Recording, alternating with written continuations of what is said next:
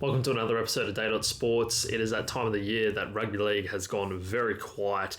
It is strange not having any sort of NRL to be up and coming game-wise or to be talking about, really. We just have pre-season signings, things like that. Now, there is going to be no podcast next week. I am going to be overseas, going to Bali, so very much a rugby league holiday there. But yeah, 1 week off and then straight back into it. But need a little bit of a break, a little bit of a recharge. I'll be sussing out some of the fake jerseys over there, see what I can find. So I might have a video with that coming out. But jumping into the weekend of sports, so up first was UFC 309. So this one, I used to watch so much UFC, like a ridiculous amount. I was obsessed, almost like I am with footy now. I used to watch every single pay-per-view, every single fight night, watch every embed, like everything under the sun, I'd be watching it. I think I did a rough calculation. I've seen something like plus 3,000 UFC fights. Like, it's crazy the amount of fights that I've seen. It just doesn't do it for me these days. I've really, I guess, kind of faded away. Not necessarily like lost interest in the sport, but a lot of the fighters. And I just don't have the time as well to keep up with so many different things. But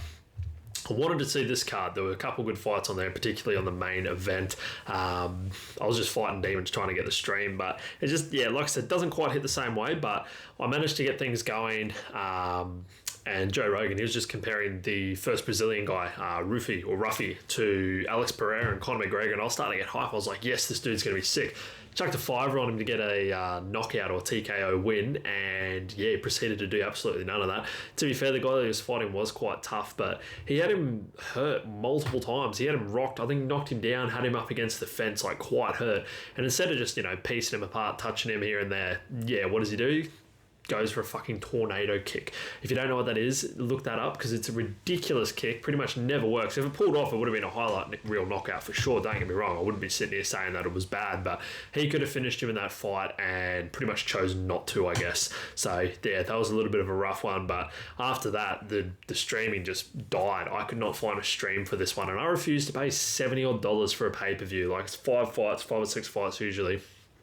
That's ridiculous. Like, back in the day, me and my mates, there'd be a lot of us that would come over and watch, but I guess now everyone's either moved, have families like this and that, it's not as easy to split. But usually there's plenty of streams going on, but this time it was just impossible to find anything. It got to the point I'd been trying for probably like the next, 2 and a bit fights. I think during the Bo Nickel, it was like towards the end of the Bo Nickel one, I was just like, this is just not working. So me and my roommate, we decided, we'll just go around the corner and go suss out the local pub. We've kind of moved this year, so go suss out the new local pub. Surely they'll be able to have UFC on, and we'll have a couple beers and watch the last few fights. So roll around there, and safe to say won't ever be going back there. It's pretty etched sort of location already. Pretty barely anybody inside. The bartender's looking at you like, what are you doing here? So it's a bit interesting. And yeah, no UFC, so that was very disappointing. We had a schooner anyway and got out of there, but very, very day and night compared to the place we used to go. So me and my mates would go every single pay-per-view down to a different pub here in Brisbane, and it was chockers. Like, we'd get in from the first prelim fight, so we were there like ridiculously early, but by the time it came around to the main event, in particular, like the actual main fight, you'd be lucky to be able to walk through the joint. It was packed. So maybe this place should put on the fights. Maybe then they might have some customers. I don't know. It beats me, but it was an interesting experience. Can't say I'll be going back there. But no, managed to, I guess, after that, come back and get the stream going. We caught like the last bit, like round and a half, 2 rounds of the Charles and Chandler fight. Saw a lot of people thinking that Michael Chandler was going to knock out Charles Oliveira. I thought that was a bit wild. I thought the fight, like I said last week, would go very similar to their first fight. This time Charles didn't get the finish, but I pretty much just joked with my brother. I was like, yeah, Chandler will probably knock him down, and then Charles Oliveira is just going to choke the life out of him. Didn't quite get there. Had plenty of opportunities for submissions, but from what I've seen in replays and what I've heard, it sounds like he pretty much dog walked him the entire time and dominated him. So that was an interesting one. Chandler's a weird guy. I think he's been training basically for the last 2 years, hoping, praying that he gets a fight with Conor McGregor, who's probably never going to come back and fight anyone. And if he does, it's probably going to be either for a title somehow, like Dana will just be like, yep, sweet, that works, or probably somebody like Dan Hooker, to be honest. I don't see him coming to fight Chandler. Chandler would kind of be a little bit of a dangerous fight for him. And Chandler's, came over from Bellator, was a champion. He's kind of the best, the best bad fighter if that makes any sense. Like, he is a very, very talented fighter, but he's got a terrible record. But he has also fought the who's who coming into that lightweight division. He has had no easy fights. He's always been fighting the top guys. So can't knock him there, and he's wildly entertaining. Love watching him fight. I have no idea what's next for Charles Oliveira. Potentially a title shot again. I don't know. It's kind of a tough one. It's a weird kind of thing going on with the lightweights, but jumping into the main event, Jon Jones versus Stipe Miocic. This was the fight that everyone was super keen for. Jon Jones getting the finish in, what was it, the fourth? Might have been the fourth? Whatever it might have been. But again, it pretty much went the way that I thought it was going to go. It's one, Jon, for so long I've been saying, is the greatest to ever do it. When he came up to heavyweight and dominated Ciryl Gane like he did, you're like, oh, geez, it kind of just reminded you how good Jon Jones was. And then Stipe has pretty much been the best heavyweight to do it for the last, almost 10 years now. He's been a very dominant champion. Well, while he held the belt, quite a dominant champion with the most title defenses. And he's kind of, that caliber, that championship caliber of fighter. So it was very interesting to see, what was going to go. I was hoping Stipe was going to have a real crack at it, but Jon was just far too much. He just has a million different tools. Gave Stipe too many looks, just didn't really give him a chance to get into it. Anytime Stipe tried to engage, Jon just went, yep, no, not dealing with that power. Moved away. Some people would say run away. I guess if you want to look at it like that, really it's just smart for Jon to get out of there. Stipe probably had better boxing than him, but Jon was able to strike with him just due to the amount of possibilities. Like the way that he tripped him and nearly finished him in the first round was insane. Just shows how good Jon Jones is. But that spinning back kick he got him with was fucking nasty as well. I really thought that he was going to get him with the left high kick because he kept going the left teep to the body the entire time. I think if Stipe took another couple of those, his liver basically would have exploded, but he kept going there, so it was just a matter of time before he took it up top. He did try, but Stipe was wise to it, but that spinning back kick, and it was even worse for Stipe because he did everything that he was kind of meant to do with that. You saw he tried to check it. He got that lead leg up quite high, and even then Jon just got over the top of it and just smashed him with the heel. So that was pretty brutal, pretty rough to see Stipe go down like that. It was weird. Like I kind of, head was saying Jon, heart was saying Stipe. I would have run up and down the street, I think, if Stipe had got that done. But, and he called it the day after that. So he's had an amazing career. Sad to see him go out on a loss, but, he clearly, wants to prioritise other things in his life, and be interested to see what Jon does next. He kind of teased the whole Tom Aspinall thing. I don't think that's going to be happening. I think he's going to be fighting Alex Pereira.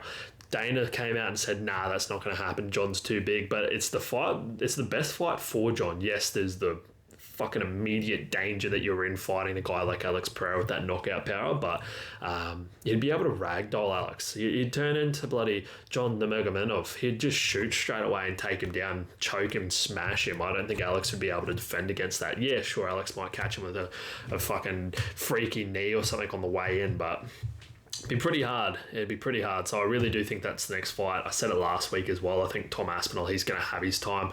I think he's just going to have to wait for Jon to do whatever he wants to do. If Jon does fight Tom, everyone's saying that he's running from him. He's definitely not. I think Jon could still win that fight as well. It'd be a very tough one. Tom is very talented, very well-rounded, but Jon Jones is a freak. So, yeah, it was good to see a couple fights. I think Carlos Ulberg, he's a Kiwi, if you don't know. He's fighting this weekend, but outside of that, I don't think there's too much else doing UFC-wise. But I'll pretty much, cover a fight or two here and there, the ones that pique my interest. Usually it's the pay-per-views these days. I've turned into a little bit more of a casual fan, but I will not be called a casual by anybody out there. Thank you very much, until you've watched the amount of fights that I was saying. So, another punch on that happened on the weekend. I'm sure that most people got around it, considering I think it was something like 65 million houses sussed it out, was the Jake Paul and Mike Tyson fight. I had nothing on. I had a very free Saturday afternoon. My girlfriend was away, so I just had a little bit of time to chill out and just do whatever.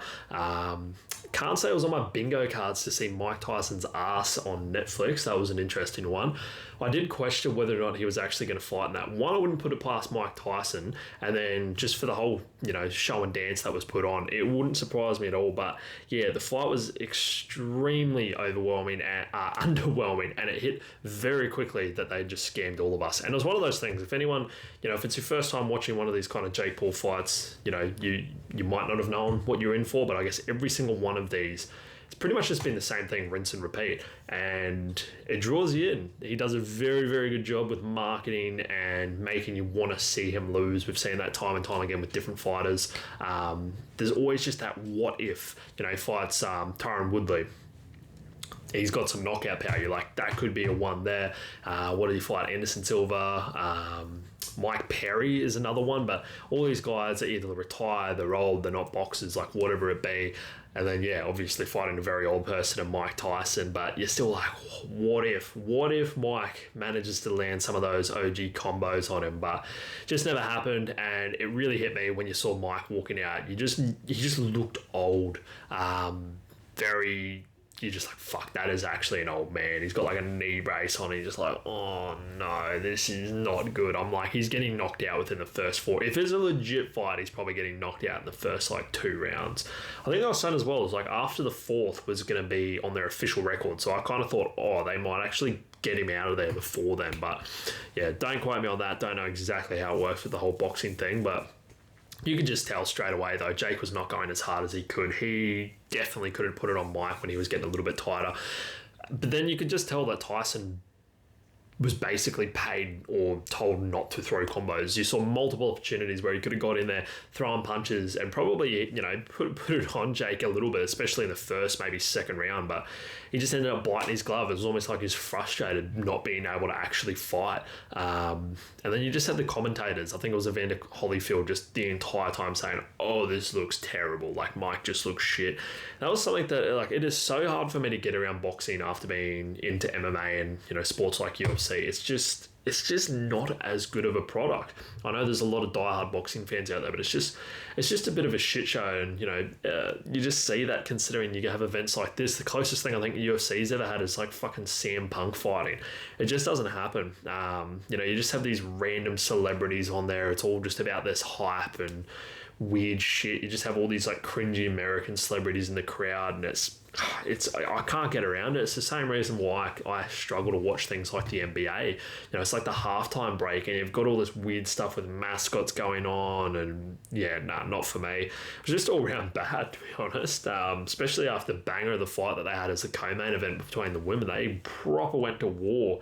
And then you just got Jake Paul fighting some old retired fighter and Mike Tyson. So yeah, I don't think any of these fights are ever going to kind of live up to, your Conor McGregor and Mayweather fight that happened a few years ago. That was just insane. Unless Jake Paul fought somebody like Conor, that would just go next level. But I remember when the McGregor and the Mayweather stuff was going on, like they did like world tours. Like I went and watched that in the cinemas. I think that was 2017 maybe? Well, maybe it was 18, whatever it might have been. But I was in the cinemas for God's sake. Like it was a wild time, but yeah, very interesting.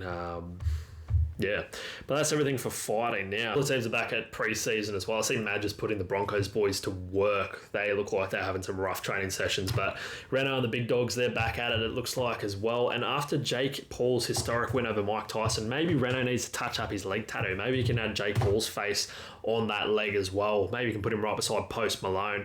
I just love a world where Post Malone knows that Renault's got that tattoo on his leg and they're mates. And honestly, I could see Post Malone being a Broncos fan. If he ever gets to an NRL game, then Broncos need to get around him. I reckon he'd be big on that. Huge. Get him into play. That'd be sweet. But it'd be even better yet if Post Malone got a tattoo of Renault on his leg. Because Posty has tattoos everywhere. That would be insane. But Madge, he got the vomit buckets out. You see the preseason photos. It just makes me feel like we're in for one of the all-time seasons in 2025. He has taken a little bit of inspiration from his blue camp. He's looked around, instead of the Blue Mountains, he's gone, fuck, what is something high around here? And he's gone, Mount Cootha, that is the one. It is the closest thing that we're going to get. So the boys, they're going to be pounding the pavement and they're going to be going up and down this thing in the hot as fuck humid weather in Brisbane. Whip them into shape. Got the media team out there just to share all the shots and the socials. Put the whole comp on notice that the Broncos are going to be ready round one. And they're going to face the Chooks again, and they're going to pump them. I'm actually so glad that we're going to be playing them first game. A little bit of revenge for last season over in Vegas. Put that on record now. I think we're going to do them 13 plus because the Roosters have lost pretty much everyone unless they're about to sign. Wouldn't surprise me if they do sign about 10 fucking gun players and pull all this money out of nowhere, but I think the Broncos are going to be looking good. It is interesting. It's like wild just how quickly it all happens. Like season finishes, we've had the Pacific Cup Championship. That's been over for, well, I guess preseason's almost started at the same time. Like it's crazy how quickly they get back into it. Blink and it's going to be March, end of February, and everything's going to be kicking off again with trial games, and round one's going to be there before you know it. So it's all very exciting in the world of rugby league. The round one draw got announced as well, so that's a pretty nice lineup. I think the Broncos game might be the first one on there actually on the Thursday night down in Sydney. The rest of the draw, I think that comes out tomorrow, so I'm sure everyone's going to be having a big chat about that once it does come out. I'll touch on it. I'm not going to go through. I kind of almost like want to do my tips now, just off no information at all, just tip the whole fucking season and see statistically how that ends up. I think that'd be kind of fun. I think the Magic Round dates are out as well. I think the first weekend of May, so it's like the first, second, third or something like that, so I'll definitely be getting along to that one. I think tickets generally come out around January, February or something. So be getting along to that one. I was overseas this year when it happened, so I won't be missing out this one, considering, they keep kind of tossing up the idea of, having Magic Round somewhere else. So you want to get along to that one before they do pull the pin on it. State of Origin dates have been announced. First one is in Brisbane. Again, we'll be getting along to that one. That's towards the end of May. I guess that Magic Round kind of is that last kind of round before they announce and select the squad. So very keen for that. I think, what is the other one? In Perth is they're playing the second game. So that's going to be pretty interesting. Again, so much happening with new kits and jerseys and training stuff and everything. Friend of the show, Retro Rugby League, he's been working overtime trying to cover all the new kits that are coming out because they're just coming out rapid fire. Everyone's releasing stuff. Nothing has really blown me away so far. I'd say the Cowboys, they're kind of throwback. Their kit, that one's pretty cool. Their jersey that they've put out, that alternate one or retro one, however you want to put it. And Manly, the Manly Seagulls jersey, it's nothing like crazy, but it just looks clean. It is nice. I saw somebody point out that they got rid of the betting sponsor on there that kind of ups it as well. I'm neither here nor there with that, but I can see where people are coming from. But yeah, the rest of them are just either the same or just nothing too much going on. So it's going to be very keen to see what else. I think Broncos, all their new stuff's kind of like this crazy mint green, which looks pretty cool. There was a lot of backlash with the Broncos jersey. Again, friend of the show, Retro Rugby League, he talked about it, that every year people just bash whatever the Broncos put out. And he's not wrong. That's basically what has happened, and I'm sure it's going to grow on people. I wasn't a fan when I first saw it, and then once I saw it on the players, I was like, yeah, no, actually that does look pretty good, especially when you got the shorts, boots, everything else on. I will be getting myself one. I think it is quite nice. I do want to pick up one of the away jerseys because that stayed the same as the white, but I reckon they'll be pretty sweet. We've had way worse ones, that's for sure. I would like to say Nike had the better jerseys, but it's just one of those things. Plenty going on with signings. Terrell May, quickly touched on him I think last week or the week before. He's officially signed with the Tigers. They're starting to form a bit of a roster, so hopefully they can actually do something with it. I guess they're probably going for a little bit of the Bulldogs treatment, doing a bit of a clear out and picking up a few gun signings. He would have cost so much money. He could be devastating. He could be an elite pickup for any team that got him, but hopefully they can get the best out of him. I know, reports, or at least he's spoken about it, that he kind of falls in and out of really wanting to play, or the passion for it. So hopefully he finds newfound life, and especially if he is getting big minutes. So we'll see how he goes. Josh Addo-Carr, he found a new home at the Eels. I think he's jumped on a little bit of a sinking ship there. The Eels, they could be very much in for the wooden spoon, I think, next year. But the Fox, he does suit the Eels colours, looks good in it. So it'll be interesting to see how he goes. I'm sure he's going to be good anywhere he goes. He's got all the experience in the world. He's been there, done that. So good pickup for anyone. I think everyone is just waiting for the news on where Ben Hunt's going to go. It's all everyone's talked about for weeks and weeks now, but he's just been around whining and dining with all the different clubs. He's had his visit to Robbo's place, had a little home-cooked meal, see what Uncle Nick can cook up in the form of brown paper bags for him. Madge, hopefully he's done one of the greatest wine and dines of all time. I think it was in Brisbane over the weekend, or at least recently. Hopefully he's taken him down to Fallon's, couple off the tap, a little bit of a feed, showing him a bit of the nightlife, got him out there. I think think within a week or two, we're probably going to see what's happening with Dozer, where he's going to land. Still wouldn't surprise me if he goes to the Roosters. And if he does go to the Roosters, I hope we fucking pump him even more in the first round, because it would hurt me a little bit deep down inside if Ben Hunt doesn't come home. I just want the best for you, Benny, and the best for you is back in Brisbane, but we'll have to see how that goes. All the way over to cricket in WA, Australia versus India. It kicks off on Friday. I think that kicks off about 1 o'clock maybe in Queensland anyway, or about lunchtime, somewhere around there. It's just a great way to have a Friday, start a Friday, just going into that knowing that there's test cricket on. I can't believe we've already hit the summer of cricket already. Big Bash, that starts soon. I'll be getting along to a few of those games. Again, we'll be going to the first day against India at the Gabba. Australia, they're going to get it done, obviously. I think... it's going to be a little bit of a test. India tend to be, but we need to show up big time to get it done. I've got faith in our bowlers. We've got the most elite bowling attack in the world and have done forever and ever. So batting lineup, that does give me a slight little bit of uncertainty. I think, obviously... few new people coming in, have been a little bit rusty, a few of the players maybe not scoring as many runs as they'd hoped, but I think that we'll be able to get it done. A little bit of a prediction here. We'll see how it all plays out. Not going to get super deep into it, but I'm going to back one of my favourite batsmen in Travis Head to score the most runs for the Aussies. And I'm going to go with old Paddy Cummins, old Blue Eyes, to pick up the most wickets for us. He is just old faithful. I was going to go Starkey, but...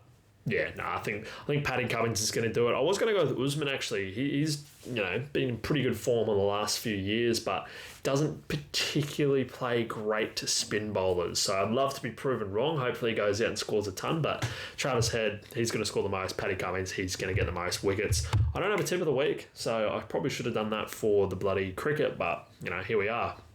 So again... next week's going to be off, but if you liked the video today, make sure you do like, subscribe, follow all the socials. Everything is going to be linked in the bio. Let me know what's going on in the world of sports in the comments, and I'll catch you not next week, but the week after when I'm back. Have a good one, guys.